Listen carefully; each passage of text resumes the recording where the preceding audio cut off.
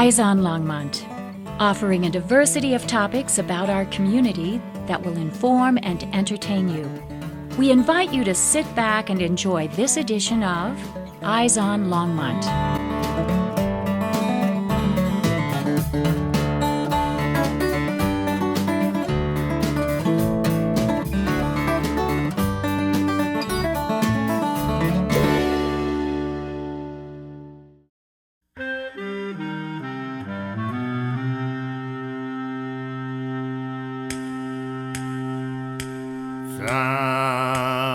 Some people say man is made out of mud. A poor man's made out of muscle and blood. Muscle and blood and skin and bones, and a mind that's weak and a back that's strong. You load 16 tons, what do you get? Another day older and a deeper in debt. St. Peter, don't you call me, 'cause I can go. I owe my soul to the company store.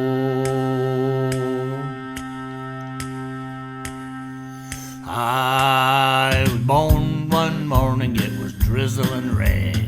Frightened and trouble, our my middle name. Was raised in a cane brick by an old mama line. Ain't no hot woman make me walk the line. Load 16 tons, what do you get? Another day older and deeper in debt. St. Peter, don't you call me, 'cause I can go. I owe my soul to the company store. I was born one morning and the sun didn't shine. I whacked up my shovel and I walked to the mine. I loaded 16 tons of number 9 coal, and the straw boss said, well, bless my soul, you load 16 tons, what do you get? Another day older and deeper in debt. St. Peter, don't you call me, 'cause I can't go. I owe my soul to the company store. Coal mining was the most important industry in Colorado around the turn of the century, the late 1800s, the early 1900s. Coal provided the fuel that made steel, powered the railroad, and extracted the gold and the silver from the rock of the hard rock miners. The coal fields of Las Animas County produced a very high quality bituminous coal, which was used for coking. The coking coal provided the steel companies with the power to produce rails for the railroads. It also provided the power for the trains, and it also provided heat for many homes in Colorado. I was a Sopris resident up to the age of 11 years old. My family moved in 1968. The memories I have of Sopris are very vivid, full of family, music, and laughter. I know that Sopris was developed by Elbridge Sopris, who came as a Colorado volunteer in the early 1800s, and then he was in the Civil War and traveled again through the mountains and noticed outcroppings of coal. So he decided to go in partnership with a man named Don Francisco Gallegos, and together they were going to produce coal. In the meantime, they got an offer from, I believe, the Denver Coal Company, and then sold the land, and from there the company went to Colorado Fuel, CF&I. Sopris was of course, it was a former mining town.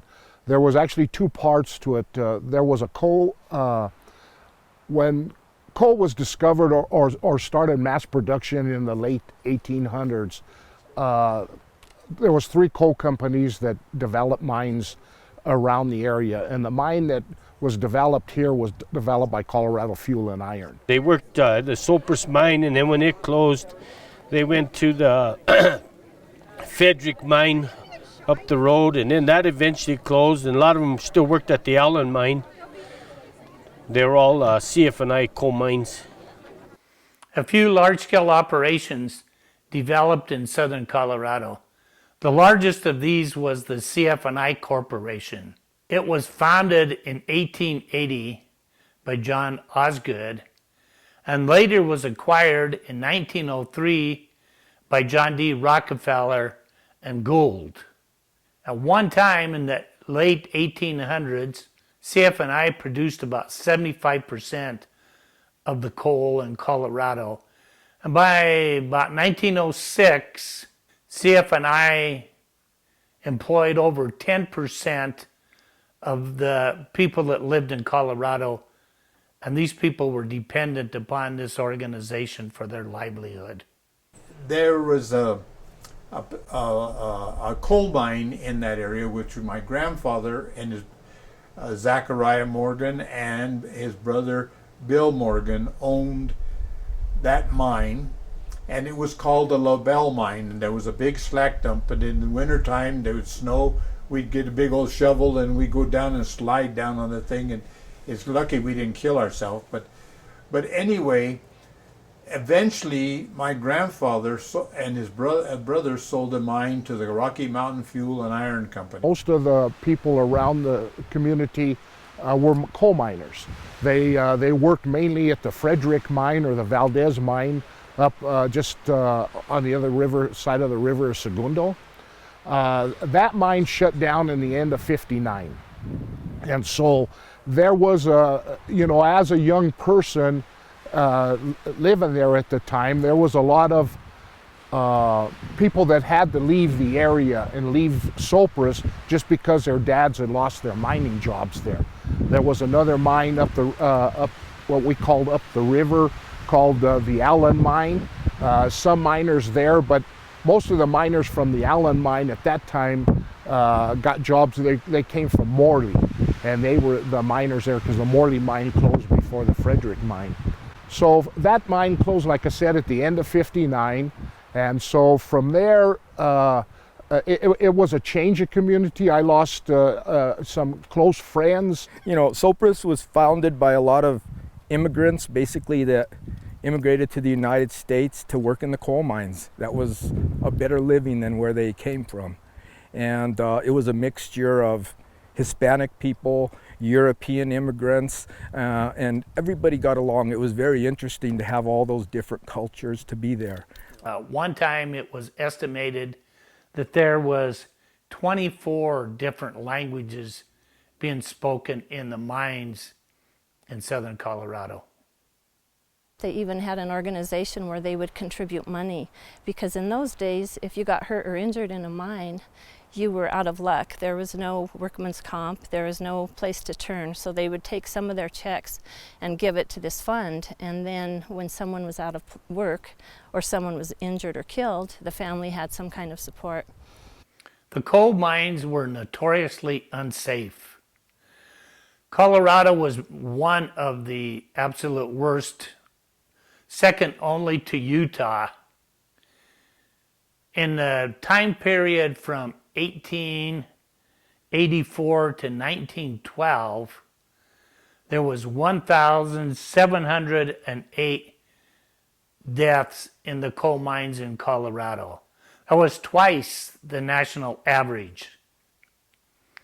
In the United States, during that 28-year period, 42,898 miners lost their lives in the coal mines. Coal mines were dangerous and dirty, and in the late 1800s, coal miners often worked 14 to 16-hour shifts and were paid very, very low wages. Oftentimes, they were paid in script. And when they were paid in script, that means the only place they could spend their money was in the company store. So they were kind of tethered to the company. The company, like CF&I, often built company towns in the canyons next to the coal mines, and then they charged the miners rent for their houses. So the company recovered almost all of the wages from the miners during this time period. There are many inherent dangers that occurred in the coal mine, the worst being a disease called black lung, which was caused by inhaling the coal dust day after day in these mines. Many of the miners suffered serious consequences in life, and death was one of the serious consequences. The other things that happened in the mine, of course, were explosions, water, which was flooding. Sometimes there would be floods in the mine, electrical accidents, accidents with the cars, methane gas, explosives, fires, all kinds of dangers in the mines that the miners had to face on a daily basis. The inspectors, to make the mines a little bit safer, they had mine inspectors that would go in every morning with a safety lamp, and they would inspect the mines before the miners went in to see if there was any dangerous fumes, methane that had seeped in overnight to keep the miners a little safer. However, that wasn't foolproof. In the Hastings mine, which was north of Trinidad, the inspector went in one day, and for some reason, he took apart his safety lamp, and then he tried to relight it with the match inside the mine. Well, there happened to be flammable gas around him, and he caused an explosion which killed 121 miners that day. Rarely, if ever, was the company found at fault for any mining accidents or any deaths. In the early 1900s, the Rockefeller CF&I Corporation, the Osgood Victor Fuel Corporation, and Palmer Steel Mill had almost complete control over all of the politics in Los Animas County and southern Colorado. You know, my grandparents came from Italy to coal mining. All four sides of my family are from Sicily, and they came here to mine coal. And both my grandpas dug coal, and so did my dad. And then later we bought coal from these folks to heat our house. Their dad sold us the coal to heat us our house. Yep.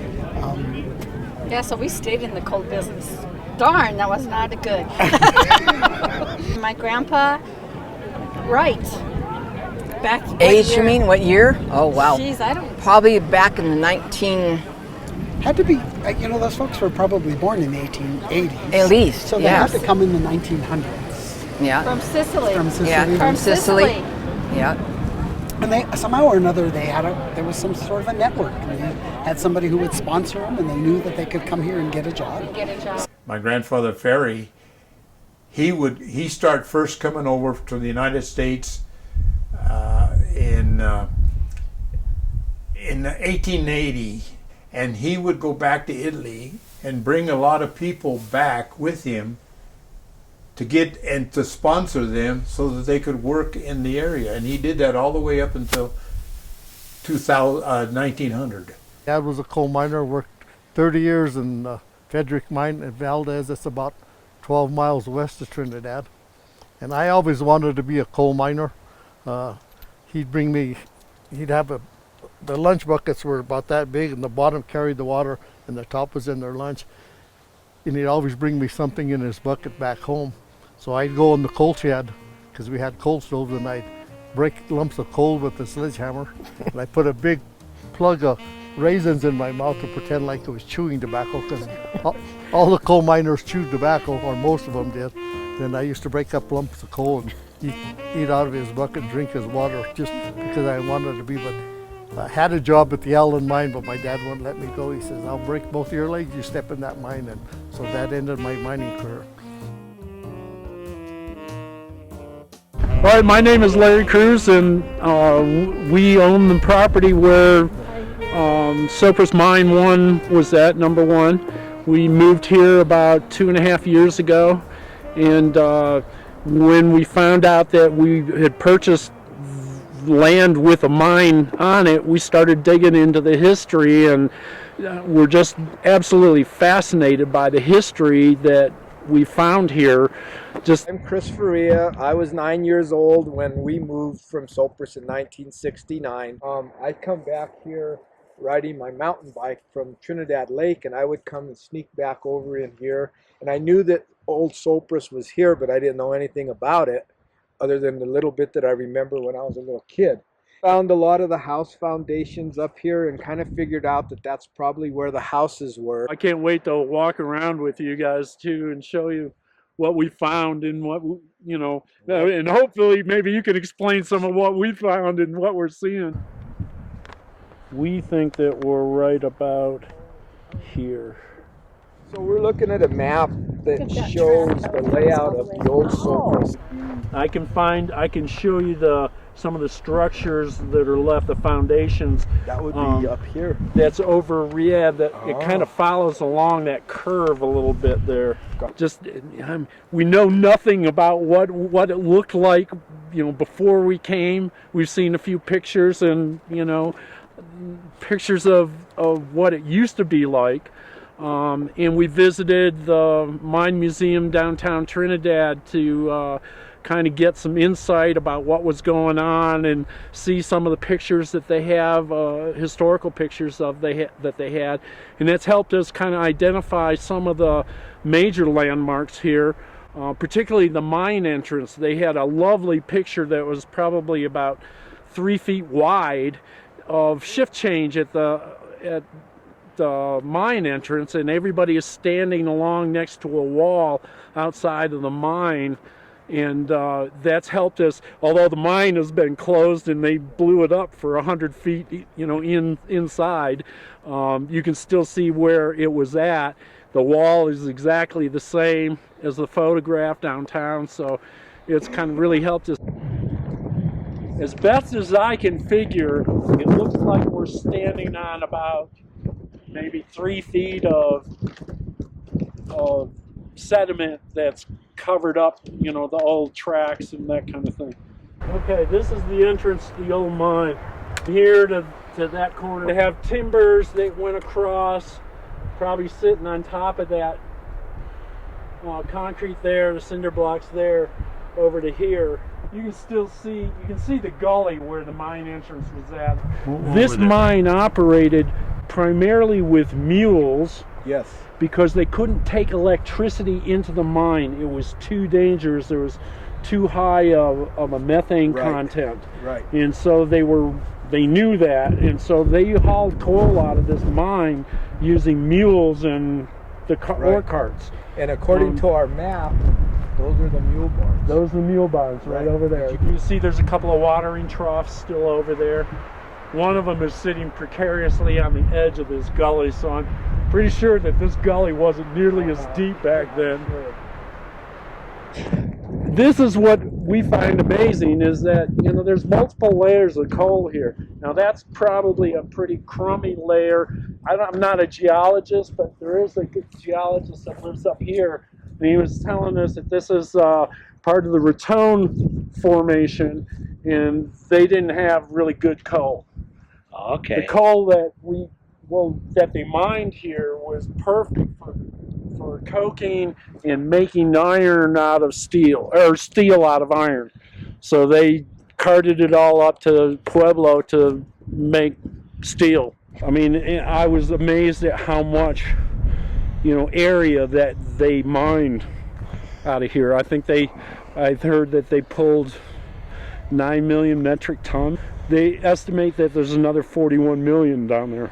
By the 1860s, gold and silver miners had pretty much panned the stream beds and left and went to the mountains and started digging for hard rock.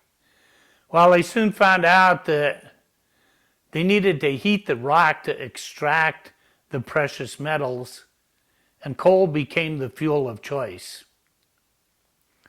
In order to get the temperature high enough to extract gold and silver from the rock, had to have a special type of fuel called coke. So the coking coal was burned in the coke ovens for several days with very, very little oxygen until it turned into coke. Coke basically is a fuel which it takes coal and it eliminates all the impurities out of the coal, and then it's able to burn at a much, much higher temperature, up to 1,000 degrees or more. In the 1880s, coke became even more important as it started to power William Palmer's steel mills in Pueblo, and it was used to produce steel for the ever-growing steel industry. By 1917, Colorado had 238 coal mines. They were pretty evenly divided between CF&I, the Victor Fuel Company, and Rocky Mountain Fuel Company. That year, the coal mines produced a total of 12.5 million tons of coal. That was in 1917. That was nearly a 2 million increase over the year before. We think it may be a ventilation shaft that goes into from the side of that mine entrance. But I got down on my hands and knees and shone a flashlight down there, and it goes down at a pretty steep angle, probably about 40 feet, and then makes a cut to the right. It's unusual in that there are two depressions here, and if you look at it, the walls are kind of sloped. So I don't know what they did here, but this is the electrical shop right here. Okay. Which is on the map. Let's see, the map would be in this direction. Here's the electrical shop. And then just to the west, right behind you, is what they called the machine shop. Okay. And then back up here, very close somewhere here, is what they called the blacksmith shop. Did you see that? Yeah, that's over here. We'll go by. So Larry, yes, wouldn't you say that's a support where they ran a bridge across, where they ran the railroad up towards the mine? Yep.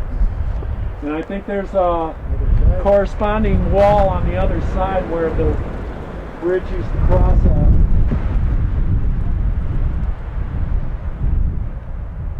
Kind of a bridge foundation maybe on the other side with the gully there. There are some concrete buildings that still, complete buildings. I'm guessing because of their concrete roof and everything else, maybe that's where they stored dynamite at or something, away from, the people's houses. You can tell that this one is built to last for whatever reason. Concrete roof, reinforced with metal cable. It's amazing how everybody had dynamite. We had dynamite in our garage, did you? Yeah. My dad, don't play in that box. Well, that's with those dynamite sticks. Oh man. We were about right in the middle of the ones that moved. And to think, you lived through it. Like riding a bicycle without a helmet. Yeah.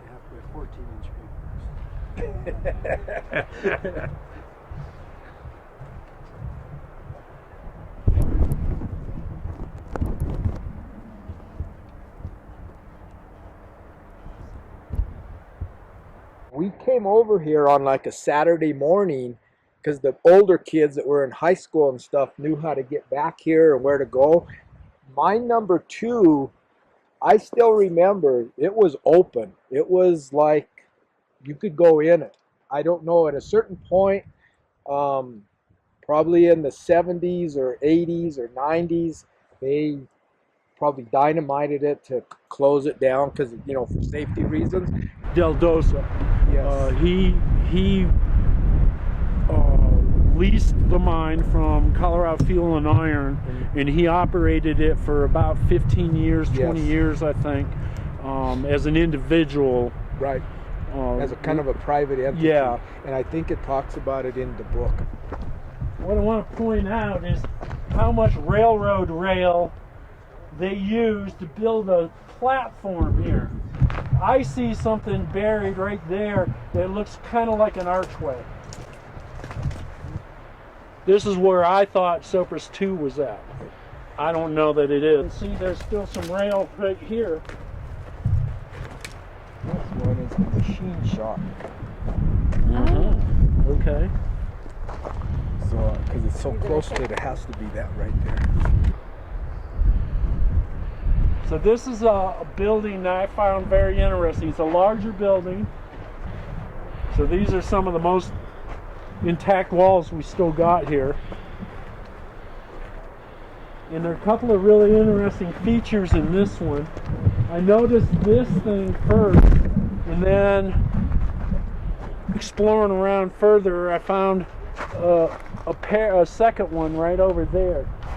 You know, I can't imagine that they would actually smelt metal in here, but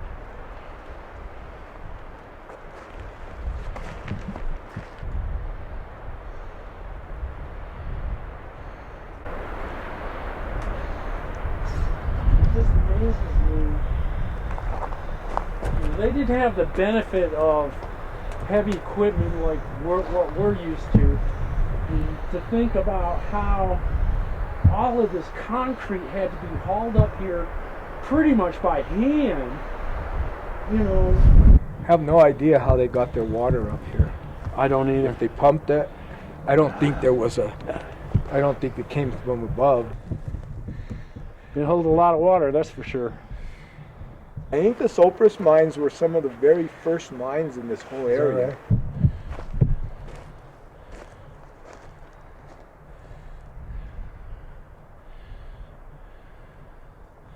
I think in this part of this is the housing area, part of a sidewalk.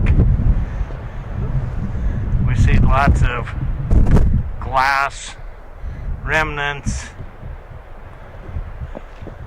all kinds of things. Marlon just found part of a doll.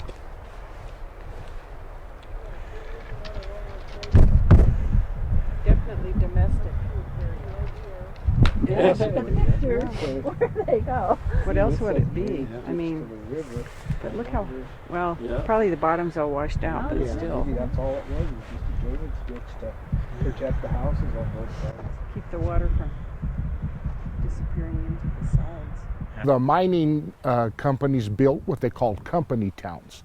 And so there was a coal camp or a company town called Sopris. And then right adjacent to it was basically an unincorporated town, also called Sopris, and that's what I remember more. The mining camp of Sopris when I was growing up was basically non-existent at that time. There was some house foundations and stuff like that. There was some old coke ovens that were still around, and an old clubhouse and stuff, but the coal miners and their families lived in the canyons by the coal mines. They purchased all of their food, their alcohol, their supplies from the coal company store. Miners, most of the time, or a lot of times, had to buy their own pick and shovel. The priests, the doctors, school teachers, and all of the support people in the coal camps or the coal towns were all employees of the coal company. As we get more towards the mid of the 20th century, coal kind of lost its share to oil and natural gas. However, there were still places like in Moffat County that continued producing coal, and up into 1943, Moffat County produced 100,000 tons of coal. The shift also was from slope and shaft mining, deep mining, to open pit mining, where they take off the top layer of the soil and use heavy machinery to get to the coal veins and load the coal. A few coal mines are still in operation today. All of the mines that are in operation are on the western slope. Moffat County Routt County, the West Elk mine down by Paonia, and there's another mine down in the Durango area. 2003, the production was around 39.9 million tons, and it has dwindled down, last count, to about 12.3 million tons. All of the coal produced today is used in the power plants to generate electricity.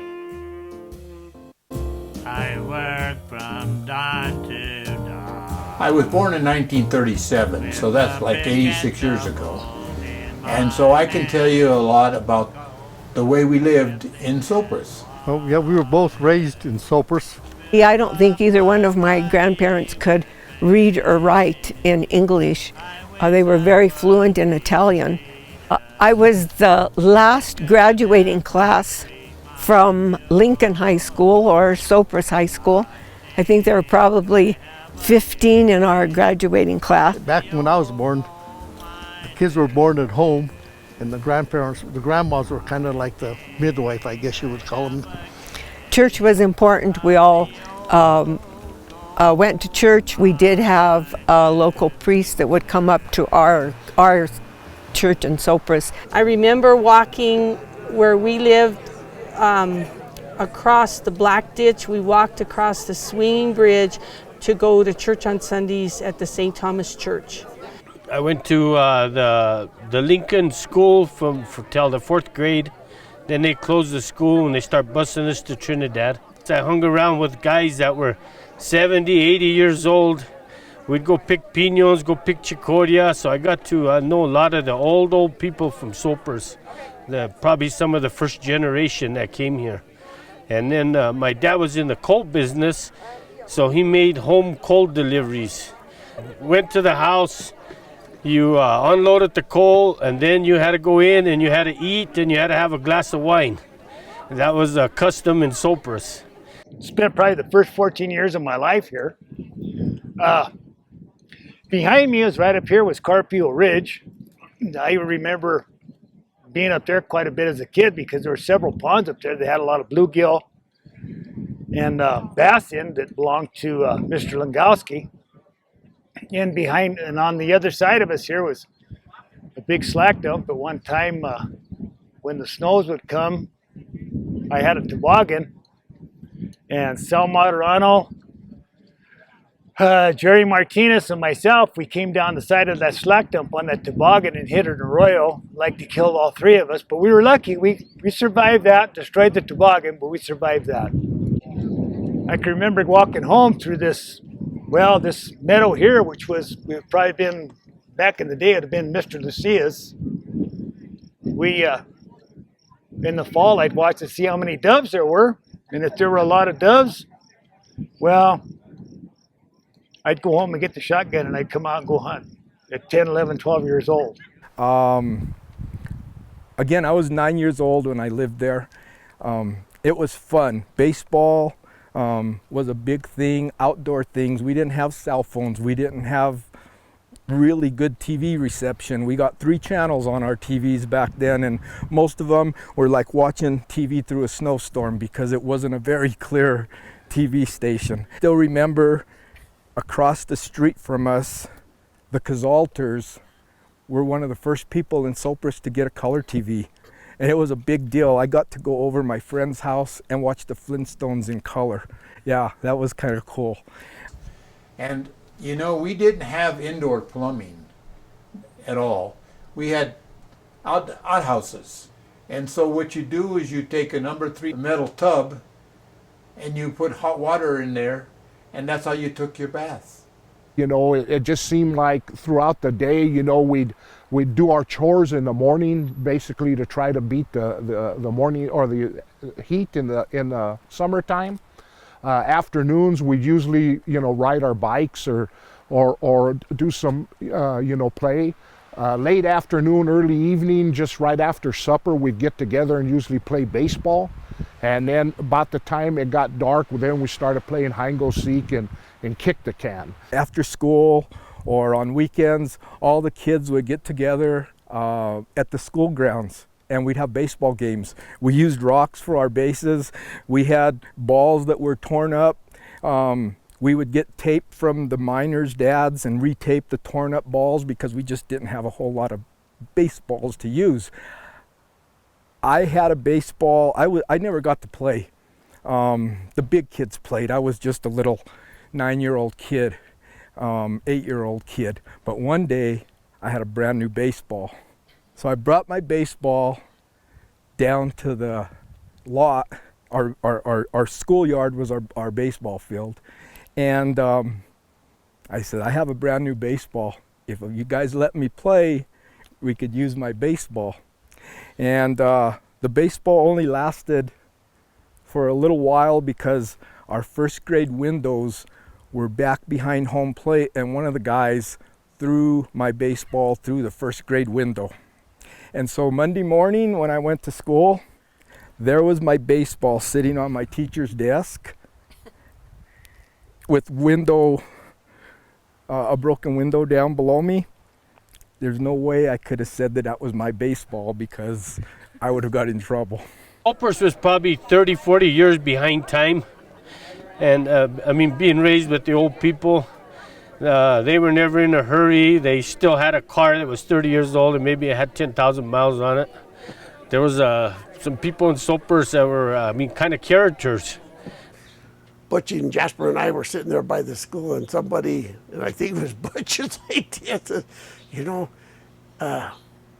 maybe we ought to go do a UFO up on top of LHS.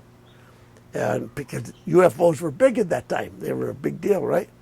And I told Butch, I said, my dad has some old railroad flares, and maybe we could do something else with them.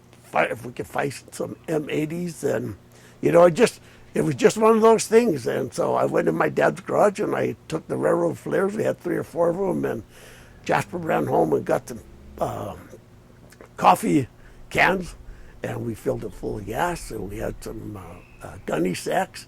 And I don't remember who had the firecrackers, but we put them all together, and we walked around the ferry side of LHS, and we walked up the backside because it was still light.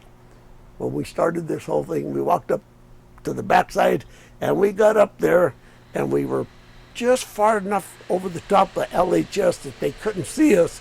But when we started throwing the firecrackers, that's how we started, if I remember right. We started making lots of noise, and then we had railroad flares tied to wire, baling wire. And one guy was swirling these railroad flares around in a circle, and Jasper was lighting rocks on fire that had gunny sacks tied them, and he was throwing them in the air, and we were all setting firecrackers off, and before you know it, you could just see all the lights in Sopris, the porch lights. By this time it was dark, but all the porch lights start coming on, and it started getting scary. And then we ran out of flares, we ran out of gas, we ran out of M80, so we walked the line down, and people were out everywhere in Sopris just talking about UFO up on LHS. And there were some people, and I don't remember who, that were out there with their shotguns. She lived down by the playground, and she was kind of infamous for baking pizzas and fresh bread on Friday afternoons. So that aroma would always float over to the school when kids were out for recess. And if you went over Grandma's house, she'd feed you every single time. If we were always in the foothills and we just lived up there and we wander up there. I don't think there was a weekend or afternoon that went by that we weren't up in the hills behind the house. Our house was right below LHS, so myself, Ricky Vaselio, my sister, some of the Cazalters, we spent our life up on that mountain just playing up there. We used to have a horse we turned loose all over Sopris. We would just go catch him and ride him and then turn him back loose. He'd go to everybody's yard and visit. It was just a real fun place to grow up. Girlfriend Judy Moderano and I used to run all over camp together, went to school, and people just looked out for you. You know, your horse is over here, or I saw your sister somewhere where she shouldn't have been, and that kind of thing. Born and raised in Sopris, Colorado. My best experiences about Sopris, including winemaking, living next to the school, having chickens and rabbits, and playing in the field. Actually, it was right in front of our front door. We left Sopris when I was around 10, going on 11 years old, so I was fairly young. My dad owned a bar in Sopris, the Frontier Tavern, and I acquired a lot of names from different customers that he had. Santiago, Sylvester. They said I was a holy nightmare up there, but I don't know about that. We'd play marbles outside, play with little Tonka trucks, play baseball games, basketball. I can remember we used to help my dad in the tavern clean up on Sundays, mopping the floors, cleaning up. I can remember lighting fireworks and M80s and cherry bombs and all that. I'm just like maybe 8 years old at the time. The Piedmont Tavern. And that was really a wonderful thing to have there. It was a converted CF&I store where people would buy groceries and clothes and whatever. And Catherine McKinnon and Tony McKinnon, the husband and wife, bought that place and they made it into a tavern. It was a community meeting place. And I can sit here and remember that they had a big pot belly stove, coal stove there that would heat the place, because that place was big. To the right of that, where it was called the dance hall, and they would have the dances every so often. They have a band come in and play. It was a really nice place to take your kids because it was really a nice family meeting place. And church at St. Thomas was at 8 o'clock. And the big meal was at noon, or a little bit later than at noon. And then everybody, around 2, 3 o'clock in the afternoon, everybody congregated at Catherine McKinnon's tavern. And the kids would run around, we'd play. The men would not be outside, they'd be playing bocce, or they'd be pitching shoes, or they'd be playing mora. And I tell you what, some of those mora games, boy, they could get pretty spirited, because whoever the losers were, they had to buy the beer. A game called mora. We used to go to the Big Six. We would go play for hours, and we play for beers or stuff like this, but that was really great entertainment. Bocce ball. What they would do is they go to a place called Dona's, the Silver Dollar Bar. Each town, like there was Valdez, there was Sopris, there was Aguilar, there was Kaler, New Mexico, and Dawson, New Mexico, and they had a men's baseball teams. And they would play every Sunday. And then on the 4th of July, they would have a big celebration up at Aguilar, and they play a baseball game, they'd have horse races, and they do a lot of good things. So that's how we kept entertainment. And my mom was known for candy apples. Yes. She would make over what a 300, great memory. if not more, candy apples For Halloween. for Halloween, made out of And Caro syrup. And they were red candy apples. It wasn't caramel apples. They No, were red apples. they were red, Caro syrup. And they weren't cinnamon apples. No. They were red Caro candy syrup, apples. yeah. Wonderful, wonderful. Yeah. And then we got to tip over everybody's porta potties. Yes, Oh, we did. had horses. We used to ride our horses all in the streets. Everybody rode their horses. They taught us all to ride. Yep, true. That's how I learned to ride a horse. Yeah. Built by the CF&I. It was Clubhouse, it was called. It was a recreational thing. And it really was a nice building, and we spent a lot of time, the adults and kids spent lots of time there, because it was a two-story building, by the way. The upper story was smaller than the bottom part, but they had meeting rooms up there, and that was where the famous Red Men and the Pocahontas, the Red Men Fraternal Organization for the men and the Pocahontas for the women. And that's where they had all their meetings. Then also, they would have a roller skating rink. They'd rent roller skates and we'd go on the basketball court and roller skate. And then in that same area off to the left was the gym, and that gymnasium was not very big. And now I'm talking about my age again, we had wooden backboards. We didn't have glass backboards, we had wooden backboards to play basketball. And it was very small court, and on each side they had one single bench where people could sit there with their legs tucked in so that they could watch the game, and part of their legs was sticking over in part of the court.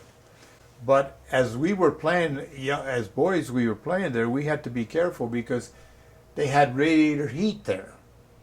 And if you touched that with the back of your legs when we took the ball from out of bounds, it would peel your skin off there because it give you some bad burns, probably second-degree burn.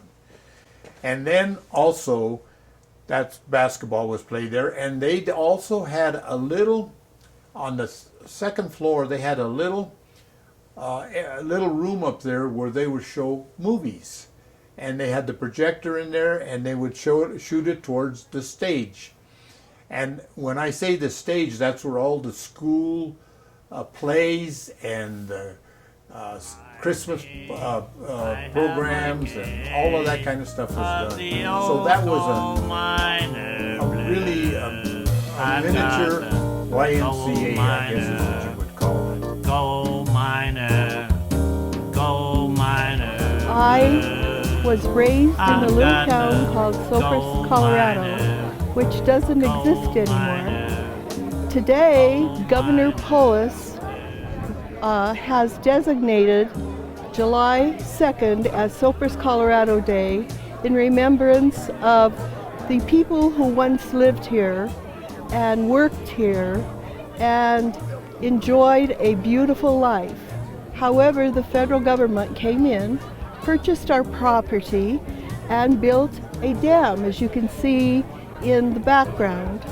This dam has helped the city of Trinidad in many ways, as we used to have torrential rains and floods coming down the Purgatory and other sources. But to the people of the town of Sopris, it was a loss of jobs, a loss of security, a loss of our educational facilities, etc. The government came in and purchased our property, and because the town was not formed by a chamber or a commercial, the government just offered you a certain amount of money and you basically had to take it or leave it. Many of the folks that lived in the community had to literally change jobs and start their lives anew. Many of the people in the community, the Sebans, the Kunikos, the people who ran the Frontier Tavern, all of those folks lost their livelihood. When they decided, which is a waste of money, built that Sopris Dam, that was the most devastating thing that happened to that town. In fact, my mother's health went pretty bad after that because she was so upset and depressed. Well, they come from Europe and other places, and this is the only place they knew home. And a lot of the old people didn't want to leave. A lot of them didn't leave, they died. My memories of leaving Sopris were really sad. My brother bought us a horse, and I had a little goat that he had won in a card game. And it happened that the day they came to pick up my horse, I was late for school. And so that was very sad for me. And I remember feeling sad that my aunts and uncles weren't next door, that our best friends were scattered. And as a child, I was very uneasy about starting school in Trinidad. Sopris was small, Trinidad to me seemed enormous. I was only 11. But it was just a sad, sad time for me in my life. Other people that have left their hometowns have places to go back to. Our little town is underneath Trinidad Lake, and so it was very sobering for me. The older generation that was in Sopris 52 years ago is no longer here for the most part. I'm very proud to say I lived in Sopris until I was 9 years old, and I hoped I could pass that on to my kids. I wish we had 100 Sopris right now. Well, it was a neat town. I wished it was still here just to eat, even if I wasn't there, just to go up and visit. There's no better place than I could have been raised in than Sopris. Oh, it was wonderful. It really was. There just wasn't another place like Sopris. We just loved it. We loved Sopris. And I was very, very sad when we had to leave here. I'm very happy that we were fortunate to live here.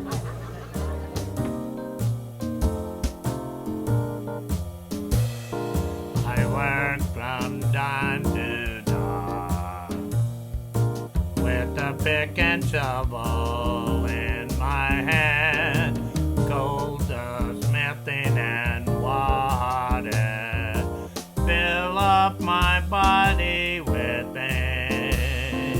I wish I would be treated as good as they treat my mule.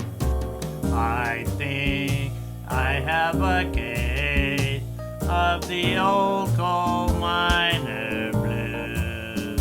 I've got the coal miner, coal miner, coal miner blues. I've got the coal miner, coal miner, coal miner blues.